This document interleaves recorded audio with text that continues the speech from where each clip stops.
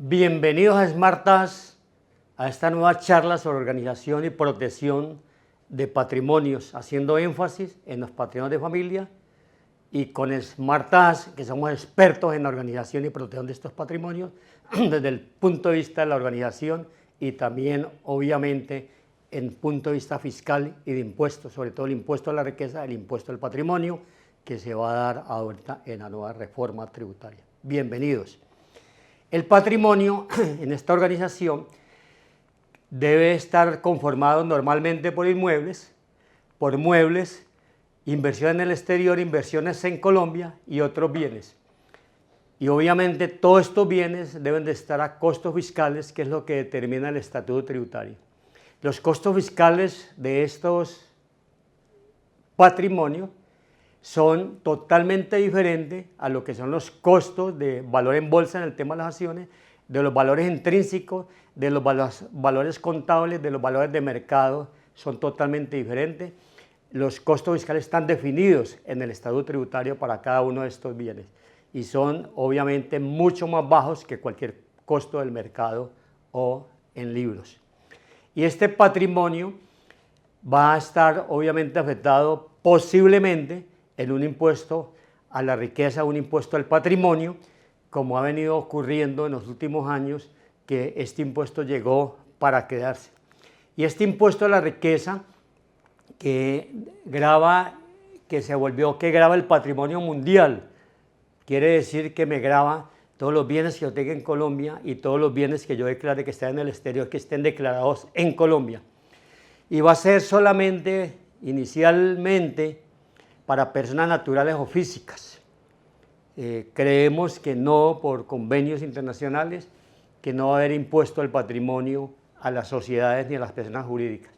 Solamente el impuesto se va a dar para las personas naturales o físicas, únicamente. De ahí que la importancia que ofrece SmartTAS de estas posibles organizaciones que podamos tener y protegiendo los patrimonios de familia. Estos patrimonios, pues hoy en día graban la tenencia, o sea la propiedad, grava el patrimonio. La tenencia con el impuesto al patrimonio en sí, con el predial, la tenencia de los predios, de las bienes raíces, de los inmuebles. La plusvalía de los inmuebles es un impuesto que ataca al patrimonio. Las contribuciones por valorización, que va sobre los bienes inmuebles. El impuesto a vehículos, por la tenencia de vehículos. Y otras contribuciones como hacia la Cámara de Comercio en muchas ocasiones, o la superintendencia y otras contribuciones que pueden existir. Este impuesto, observe que el patrimonio tiene estos gravámenes sobre solamente tener la tenencia o la propiedad. Pero también me grava, ¿qué me grava? La circulación o transferencias, es decir, mover el patrimonio. Cuando hay una enajenación, una venta, puede haber un impuesto ya sea de ganancia ocasional o de renta, según el caso, cuando hay una venta. El registro de inmuebles, por el registro de inmuebles que es por producto de una transferencia, de una enajenación, tengo que pagar un impuesto. El registro de aportes a sociedades, tiene que pagar un impuesto. La constitución y cancelación de hipotecas, ¿ya? Las herencias y legados, cuando hay transferencia a través de una herencia de un legado o donaciones, hay que pagar un impuesto sobre eso, lo mismo que el 4 por mil y cualquier otro impuesto que se pueda dar a través de la circulación o las transferencias. Lo que quiero significar en estos dos temas, como la sola tenencia causa impuesto y la sola circulación puede llegar a causar impuestos futuros o impuestos inmediatos. Y estos impuestos, en un panorama actual, que va a estar grabado, pues podemos ver ya las voces que oyen en el mundo y sobre todo en Estados Unidos de la posibilidad de gravar los patrimonios a nivel mundial. Es una tendencia, ¿ya? No solamente para Colombia, sino en el mundo como en Estados Unidos, que era un tabú y ahora ya se destapó.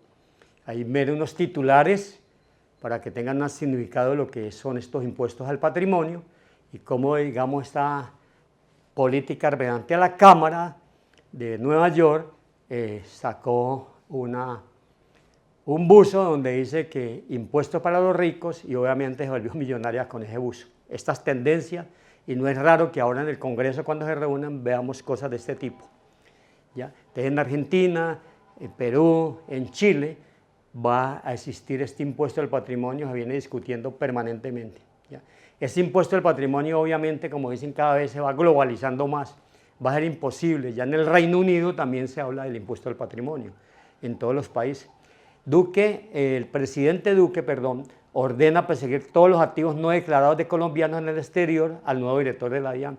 Este titular que ven aquí fue una noticia del lunes en la posesión del nuevo director de la DIAN, el doctor Junco. Entonces ya es una orden presidencial. Dice, debo de perseguir todos los bienes no declarados de los colombianos en el exterior. Recordemos que con los acuerdos que hay, pues ya a Colombia le queda fácil hacer eso. En toda esta organización de los patrimonios de familia y protección está SmartAS, que es una división de Restrepo y Londoño SAS, precisamente para ayudar a los propietarios de los patrimonios a que se organicen por los vientos que vienen. Y entre esa organización pues está importante lo de las sociedades, que le vamos a observar ahora cuáles son las más importantes, o vehículos en el exterior, o la fiducia mercantil, que obviamente es mucho más importante y mejor que una fiducia civil, porque en la fiducia mercantil los bienes salen del propietario, en la fiducia civil no, quedan con un gravamen. Luego no hay duda que la fiducia mercantil es bien importante, o un holding de sociedades en Colombia, o en forma individual que lo puedo tener teniendo en cuenta la sociedad conyugal, la sucesión y, por qué no, un testamento. Cada cual organiza su patrimonio como quiere, hay unas formas de hacerlo, esa organización, y en el tema societario, sobre todo en Colombia, pues hay que observar mucho el tema del poder versus la propiedad. ¿Qué es el poder? El poder que usted tiene de manejar la sociedad, los recursos, los bienes. Y ese poder se da mucho más importante en la SAS, porque en la SAS tú puedes tener el 2% de la propiedad y con ese 2% tener todo el poder de los ingresos y de la propiedad de la SAS. Y los que tienen el 98% es posible que no tengan y únicamente tienen la propiedad. Entonces el poder es bien importante. ¿El poder para qué? Para modificar la sociedad, para aumentar capitales, el poder de la liquidación. El poder es bien importante para los dueños de los patrimonios en una SAS. Cosa que no se puede dar en las demás sociedades como sociedad anónima o en las comanditas por acciones o las limitadas y las comanditas simples. Sociedades que cada vez van siendo menos y se van acabando porque al final casi que aquí en el mundo no están sino las SAS. Y en esta organización también de vehículos en el exterior hay unos vehículos bien importantes como las fundaciones de interés privado. Las fundaciones de interés privados, una sociedad offshore también, o el trust que se acostumbra mucho en Estados Unidos, con el fin de dejar determinado quiénes son los beneficiarios de un patrimonio en un futuro con unas condiciones, o hay fondos de inversión con algunas características importantes, hay seguros con tema de ahorro material, como se llama, o cualquier otro vehículo en el exterior que puede existir con las firmas internacionales que hay en estos temas, sobre todo en Estados Unidos, Panamá, que son los más conocidos en nuestro medio. Y en estos vehículos en el exterior, que por tener inversiones en el exterior, deben tener en cuenta que los residentes fiscales en Colombia, pues tienen que declarar todo lo que tienen en el exterior. A eso era que se refería el titular del presidente Iván Duque, en el sentido de que había que controlar o mirar los activos que usted haga en el exterior. Se incluyen 3 declaraciones los residentes fiscales en Colombia. Una declaración es la misma declaración de renta donde está el patrimonio declarado. Hay un cajoncito en las pruebas naturales que dice total patrimonio bruto menos deudas patrimonio líquido. La otra declaración se llama la declaración propia del impuesto del patrimonio, que hoy en día es para los que tienen patrimonios superiores a 5.000 millones de pesos, que deben de pagar el 1%. Pago que deben de realizar ahora en mayo y en septiembre de este año, casi igual a lo que pagaron en el año pasado del 2020.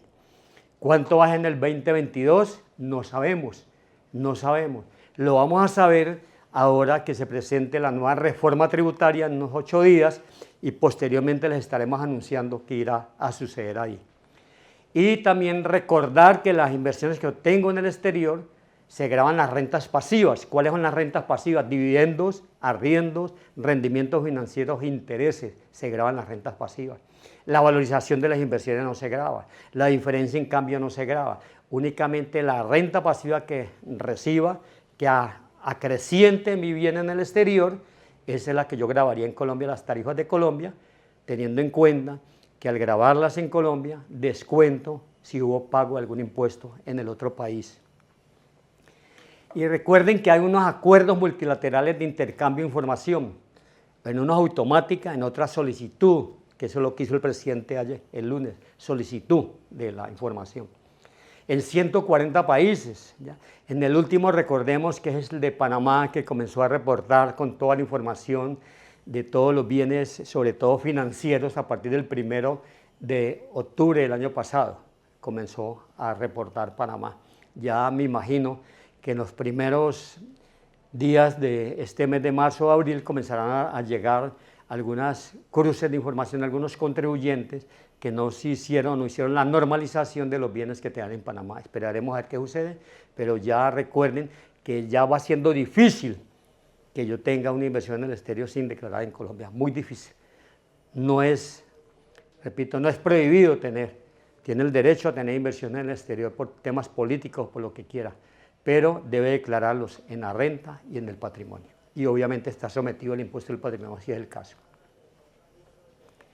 Y hay unos vehículos como el fideicomiso, que es un vehículo jurídico importantísimo, que hay transparencia fiscal, esa palabra se ha dado mucho en el último tiempo, la transparencia fiscal de los fideicomisos, es decir, que los bienes conserven la misma naturaleza para lo que están hechos. Si un inmueble será un inmueble siempre, si son acciones serán acciones, si recibo arriendos serán arriendos, si recibo dividendos serán dividendos, siempre hay transparencia. Y ese fideicomiso, esa fiducia, que es una caja fuerte, donde usted incluye ahí todos sus bienes, o los inmuebles, o lo que quiera tener ahí. Eso le echan llave, queda cerrado y es protegido totalmente. Tiene mucha seguridad. Eso es una fiducia. Y en esa fiducia del patrimonio, que es el patrimonio autónomo, hay un fideicomiso que son los bienes aportados. El fideicomitente, constituyente o aportante que los hace. Los beneficiarios, ¿quiénes son los beneficiarios de eso que aporté? Los beneficiarios de los usufructos, de las rentas y posteriormente de los bienes. Los mismos fideicomitentes o constituyentes pueden ser beneficiarios, o beneficiarios pueden ser diferentes a los constituyentes. Y la fiducia, que es donde hago ya el encargo fiduciario, donde establezco los bienes, se llama fiduciaria, que en Colombia pues hay varias dedicadas a este tema. Estas fiducias y estos bienes que están ahí guardados son inembargables, es decir, están protegidos de cualquier posible demanda, de cualquier embargo, son inembargables los bienes que dan a fiducia. Son de fácil negociación porque se dan a través de documento privado, no tengo que contar con nadie, sino el fideicomitente con un documento privado los puede trasladar. Son infinitas, puede durar 1 mes, 2 meses, 6 meses, 100 años, son infinitas. Son confidenciales, totalmente confidenciales. Nadie sabe qué hay adentro de esa caja fuerte en la fiduciaria, eso es lo que hace la fiducia, guardarla. Entonces tiene esa confidencialidad para una protección y seguridad para el fideicomitente, que tú tienes derechos fiduciarios que son los que declaras, pero nadie sabe qué hay detrás de los derechos fiduciarios, que son los bienes subyacentes que hay, lo sabes tú, y tú declaras derechos fiduciarios que en la transparencia se van declarando al mismo valor de lo que tú incluiste en esos derechos. Y obviamente son base del impuesto del patrimonio. La fiducia no es para eliminar o no pagar el impuesto del patrimonio. Ya dijimos que era la transparencia. Si yo tengo que pagar impuesto del patrimonio sobre bienes o sobre inversiones, independiente de que los tenga en nombre mío o en derecho fiduciario, yo lo tengo que pagar. Pero asegura, por otras circunstancias diferentes, a impuesto de ese patrimonio. La gobernabilidad es flexible. ¿Por qué? Porque tú puedes hacer lo que quieras como fideicomitente o constituyente con ese patrimonio. La planeación, sobre todo la tributaria y sucesoral, es más expedita, más fácil, más ágil. No tiene tanta connotación de gastos en honorarios o algún otro gasto adicional. En esa planeación es importante definir los beneficiarios, porque era como que se hiciera un testamento en forma real y decir quién van a ser mis beneficiarios, que normalmente, pues obviamente son los que tienen merecedores a ese patrimonio y a esos beneficios. Es de fácil liquidación, así como lo hago fácilmente, fácilmente lo puedo liquidar rápidamente, más fácil liquidar un patrimonio autónomo que liquidar una sociedad. Y tiene un plus adicional, que es que en la misma norma dice que para efectos de la ganancia ocasional, en el caso de sucesiones o donaciones, esos valores se toman al 80% del valor. Lo que quiere decir es que si el impuesto de la ganancia ocasional es el 10%, pues con derechos fiduciarios cuando se reciben en donación o a través de una sucesión van al 80%, quiere decir que quedan en el 8%. Entonces tiene todas estas virtudes, todas estas ventajas, ese patrimonio autónomo que resalto. Hay unas modificaciones que se pueden hacer al patrimonio, y esas modificaciones que me permiten la ley, en forma transparente, repito, para modificarlo, para protegerlo, para organizarlo. ¿Ya? Hay personas que tienen algún patrimonio y muchas veces cuando lo estamos organizando es que se dan cuenta del patrimonio que tenía y cómo lo protegen. ¿Ya? Es decir, no solamente que lo protejo desde el punto de vista de impuestos, sino también de seguridad y de muchas circunstancias y políticas también. ¿Cómo puedo modificar el patrimonio? ¿Cómo lo puedo organizar para realmente tener una organización y una protección a ese patrimonio? ¿Qué alternativas tengo? Ya dijimos una primera alternativa, aportarle a una sociedad. No hay duda que es una sociedad SAS, no hay duda. O hacer la fiducia mercantil, es decir, aportarlos a una fiducia. O escindir, separar, en un momento dado puede ser útil. Fusionar, sumarlos. Hay sociedades de familia que son varias, 3, 4, de modo que por facilidad del manejo administrativo puede ser mejor fusionar. O también la liquidación de la sociedad conyugal o patrimonial. En el evento en que ahora me van a subir mucho el impuesto de ganancias ocasionales en la reforma, como las sucesiones, pues va a ser útil de pronto considerar esa liquidación de la sociedad conyugal o patrimonial que puede hacer una persona.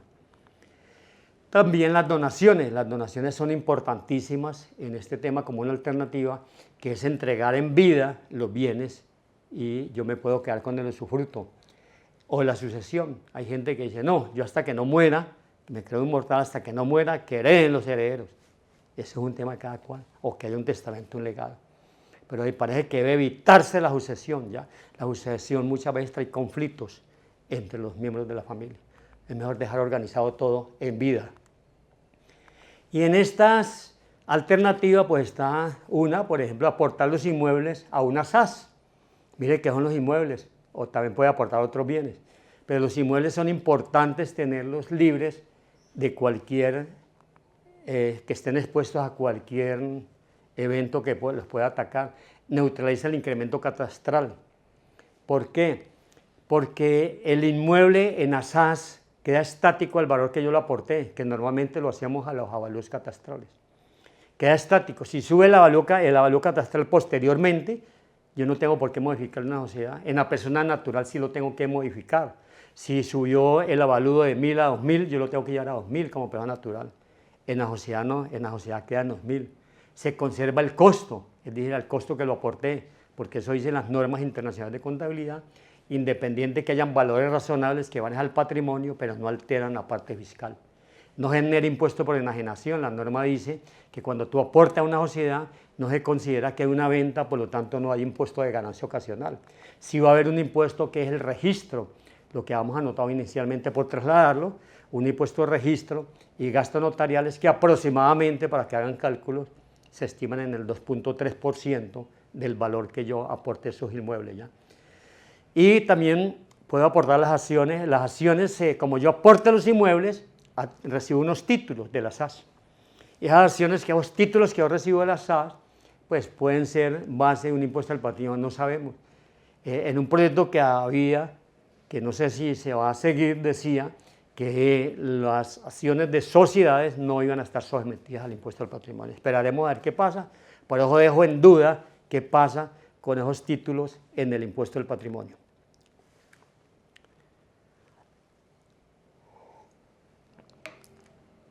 También puedo aportar los inmuebles a una fiducia, si no quiero hacerlo a una SAS, para protegerlos, para que vuelvan inembargables, no genera impuesto de enajenación igual que cuando los aporté a una sociedad, pero sí el impuesto de registro, como anotamos anteriormente, y son base del impuesto al patrimonio, ya como derechos fiduciarios.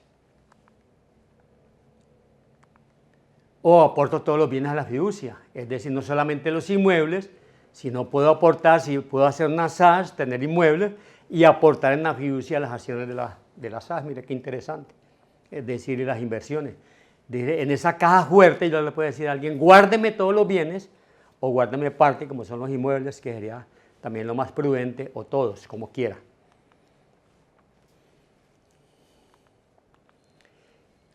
La otra forma de la organización puede ser muchas veces estratégico, funcionar la liquidación de la sociedad conyugal o patrimonial, con el fin de dividir el patrimonio, con el fin de dividirlo. Ese patrimonio va a quedar dividido entre los cónyuges, mitad y mitad. ¿Qué va a hacer eso al dividirlo? Que si tengo un patrimonio, digamos, de 9.000 millones, que hoy está sometido a un impuesto del 1%, 90 millones, al hacer la liquidación de la sociedad conyugal, hoy cada uno tendría 4.500 y obviamente no tendrían base para pagar el impuesto al patrimonio, ya se reduce la base y la tarifa. Muchas veces es importante, ya esa liquidación de la sociedad conyugal o patrimonial es un tema íntimo de cada persona lo mira, lo revisa, va a depender mucho de la estabilidad conyugal que tenga precisamente, ¿ya? Es bien importante, pero es algo íntimo, cada persona a su manera lo revisa y mira si le conviene o no le conviene, si es mejor pagar los impuestos que dividir el patrimonio. La sucesión, cuando hay algo inevitable, como alguien decía, que hay dos cosas inevitables en la vida, la muerte y los impuestos, y alguien le corrige, los impuestos y la muerte. En las sucesiones, después de la muerte, cuando se transmite precisamente como herencia o legado, herencia recuerde cuando no hay testamento y legado cuando hay testamento, entonces va a los herederos y va como ganancia ocasional o a los legatarios y tiene coste de honorarios y registro, incrementa el patrimonio de los herederos, incrementa obviamente. Si un heredero no tenía, pues cuando le llega una herencia va a aumentar y dependiendo del valor va a ser importante a costos fiscales cuánto incrementa ese patrimonio. Y ahí normalmente pues debe pagar un impuesto que hoy está muy cuestionado, que es del 10%, repito, atención con lo que puede pagar en la reforma, porque este impuesto a la sucesión, a la gerencia lo pueden subir, estaremos atentos para advertirles, porque recuerden que cualquier modificación sería a partir del año 2022. La donación, que para mí es lo más importante, ¿para qué espero morirme para entregar los bienes? Yo los bienes los puedo ir entregando para recibir mi patrimonio del donante, el donatario obviamente paga el 10% ya, se puede donar el 100% solo en la nueva propiedad y el donante quedarse con el usufruto, ¿ya? Si dono derecho fiduciario, la base gravable es el 80%, miren qué interesante. Entonces yo puedo donar la nueva propiedad y quedarme con el usufruto, es decir, dono los inmuebles, dono los ladrillos, como yo digo, dono la tierra, pero lo que produce la tierra, lo que producen los inmuebles son míos. Lo puedo hacer a través de una SAS o lo puedo hacer a través de un patrimonio o en un documento privado, la donación, pero es en vida.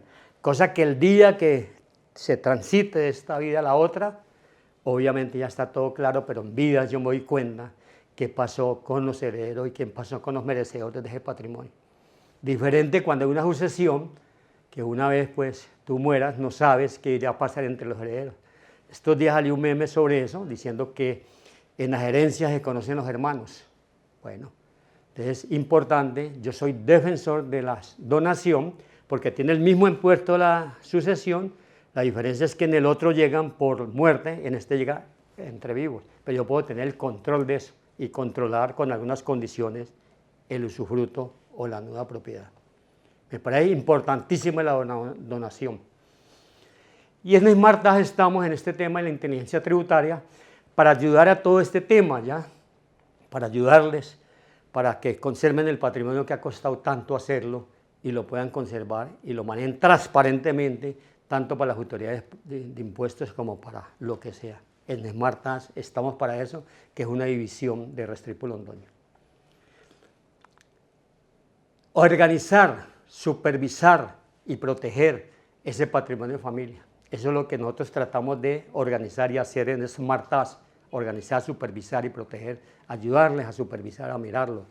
No somos ni nos manejamos, ni somos banca de inversión, lo que hacemos es mirar, proteger, dar algunos consejos en la gobernabilidad, cómo se debe gobernar un patrimonio de familia desde el punto de vista de una SAS o desde el punto de vista de un patrimonio autónomo en una fiduciaria, cuál es la gobernabilidad, quién van a tomar las decisiones, eso va a ser importante. El conocimiento que debe tener el dueño del patrimonio es el conocimiento financiero y, por qué no, algún conocimiento del tema de impuestos. Ese conocimiento del patrimonio y de las reglas que lo rigen deben de ser importantes de conocimiento de todos los miembros de la familia. La organización, ¿cómo lo organizo? En una SAS, en un patrimonio autónomo. Las inversiones que tengo, ¿qué inversiones generan impuestos? ¿Qué inversiones generan menos impuestos? ¿Cuáles son las inversiones que realmente me dan tranquilidad? ¿Qué me producen esas inversiones? Y obviamente los impuestos que pueden ocurrir en esa organización, en esta protección del patrimonio, y por último los riesgos al que puede estar sometido el patrimonio desde demandas o cualquier otra circunstancia o políticos. Esto es importante tenerlo en cuenta y esto es lo que hacemos en Smart Task, repito, como división de Restrepo Londoño S.A. SAS. Luego tenemos 3 ejes que las he llamado así, simplemente en las botadas de corriente que yo le hago al patrimonio, estudio mucho lo de los patrimonios.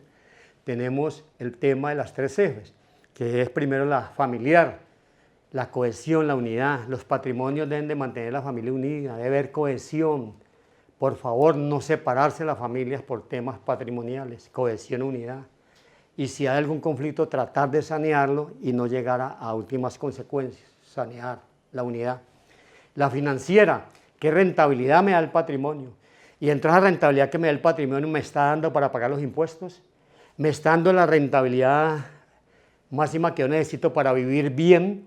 Mis ingresos, mis costos y gastos que yo tengo, me dan para vivir bien, para hacer mis viajes que quiera hacer, para vivir bien, para pagar los impuestos, y de todas formas me queda para crecer el patrimonio, para sostenerlo. ¿Cuánto es la rentabilidad que me da el patrimonio? ¿Cuánto es? ¿Ya? Y los impuestos. Después de la rentabilidad, que es producto de ingresos menos costos y gastos, debo tener en cuenta los impuestos. Muchas veces nos emocionamos en una buena rentabilidad y no tenemos en cuenta que sobre esa rentabilidad hay que pagar un impuesto. Y viene de la finalidad de ese patrimonio, el bienestar propio. Como yo digo egoístamente, conserva tu patrimonio para cuidarte tú misma. Tú mismo cuidarte, desde el punto de vista ahora de bienestar en salud y posteriormente en un tema de alguna incapacidad. Tener siempre ese tema de que la finalidad es para disfrutar ese patrimonio, no para estarlo atesorando tanto y no para disfrutarlo. Y dejar obviamente hacia unos posibles herederos un patrimonio importante pero ya protegido. Y por qué no la filantropía en algunas cosas que tanto lo necesita nuestra sociedad. Dar sin ver a quién, filantropía, que puede ser a través de un patrimonio que yo quiera hacer, donarlo, por ejemplo, donar parte de un patrimonio que ha ocurrido a una fundación de salud, por ejemplo, o a una universidad para que tenga preparación, o a una entidad que se dedique a los niños, a una fundación. La filantropía nos parece que es bien importante. Yo no haría una nueva fundación, ya hay fundaciones especializadas, hay universidades importantes, hay fundaciones de salud importantes, que sería interesante en un momento dado, si yo no tengo herederos o quiero dejar una parte de mi patrimonio, lo puedo dejar como filantropía a alguna de esas entidades. Ahí vamos a ver un ejemplo de la definición de un patrimonio, de cómo lo podamos organizar, un ejemplo didáctico para que lo entiendan y que sea fácil. Estos son Lina y Andrés, una pareja de exitosos empresarios. Hace unos años, Lina y Andrés tuvieron 2 hijos, Simón y María. Hoy, además, tienen ya 4 nietos, Eva, Martín, Jaime y Natalia. Lina y Andrés han logrado construir un patrimonio familiar de 9.000 millones de pesos y recientemente han estado pensando y hablando acerca de cómo organizar y proteger ese patrimonio. Veamos cómo podemos brindarles ayuda desde Smart Tax, inteligencia tributaria. Ya hemos dicho que en Smart Task, como una división de Restrepo y Londoño SAS, estamos para brindar todo este tema de organización. Este es un ejemplo fácil y simple, que ustedes vieron que una pareja que llegó a concentrar o ahorrar un patrimonio de 9.000 millones de pesos, tienen 2 hijos, y 2 hijos, cada uno de los hijos tiene 2 hijos, o sea, 4 nietos. O sea que la familia la componen 8 personas. Los 4 nietos, los 2 hijos son 6 y los 2 líderes 8. Esos patrimonios, Lina y Andrés, que son los padres, tienen 9.000 millones y deciden de pronto liquidar la sociedad conyugal y quedan 4.500 cada uno. Cuando se liquida la sociedad conyugal, tal vez no advertí que en la liquidación de la sociedad conyugal no hay impuestos. Lo que le toca a cada uno se llaman gananciales y los gananciales están exonerados de impuestos. Esta partición no causa impuestos.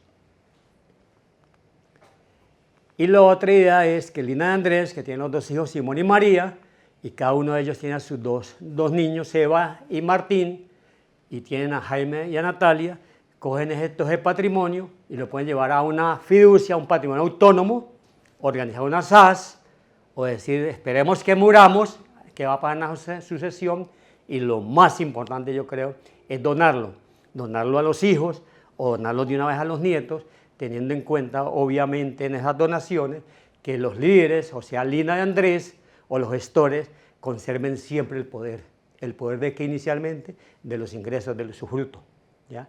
Conservando siempre el poder, ¿ya? Para evitar alguna mal cosa en el futuro, pero bien importante conservar el poder, dependiendo pues lo que tú quieras hacer con tu patrimonio. Ahí tienen una forma muy simple de una distribución de un patrimonio entre 8 personas. Y algunas precauciones o errores que a veces se cometen cuando nos consultan, ¿ya? La inmortalidad, muchas veces nos creemos inmortales.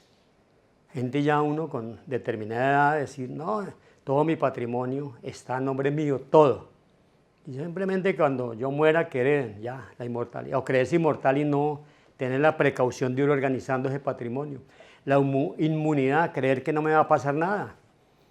Creer que estoy inmune a cualquier enfermedad, a una enfermedad terminal, a todo. Y entonces no organizo el patrimonio, pero si ya soy afectado por alguna enfermedad, pues tratar de organizar el patrimonio, pero a veces por creerme inmune o inmortal, no organizo el patrimonio a tiempo, hágalo a tiempo, cuando tenga la cabeza bien puesta, las ideas bien seguras y tenga la familia unida, hágalo. Los riesgos que puede tener el patrimonio, los riesgos desde el punto de vista pues, de inversiones, de perderlo, como ha ocurrido muchas veces cuando se ha extraviado algunos patrimonios en algunas inversiones riesgosas que han hecho en Colombia. Los riesgos de un accidente, por ejemplo, que pueden atentar contra mi patrimonio, los riesgos de un embargo, los riesgos de una demanda, los riesgos que puede tener el patrimonio. Y entre esos riesgos también está el riesgo político muy comentado para el año 2022. ¿Cuál es el riesgo político, el riesgo país que puedo tener con mi patrimonio? Esos riesgos yo debo de preverlos y pensar qué puede pasar. Y los méritos que deben tener, obviamente, para quien sean los donatarios o sean los herederos de mi patrimonio. ¿Quiénes son si en una donación, en una sucesión, si hago un testamento, que tengan el mérito de recibir mi patrimonio? Además de los hijos, además de los nietos o de la familia que esté en ese primer grado de ser merecedores de ese patrimonio por ley, o si yo en la filantropía también puedo hacer méritos para darle a una entidad sin ánimo de lucro. ¿Quiénes son merecederos de ese patrimonio en el futuro? Esas precauciones, tenerlas en cuenta, me parece muy importante y creo que para eso está Smart Task. Gracias por escucharme y espero que esto les haya dado un valor agregado y tengan la seguridad que ahora, después de marzo, que presenten la reforma tributaria, volveré a estar con ustedes a decirles de esta charla qué cambió y qué precauciones debemos de tener. Escriban a smarttask@restrepoylondono.com o al teléfono que está ahí para atenderlos con gusto y ayudarles en esa organización y protección del patrimonio. Muchas gracias y nos veremos después de la reforma tributaria.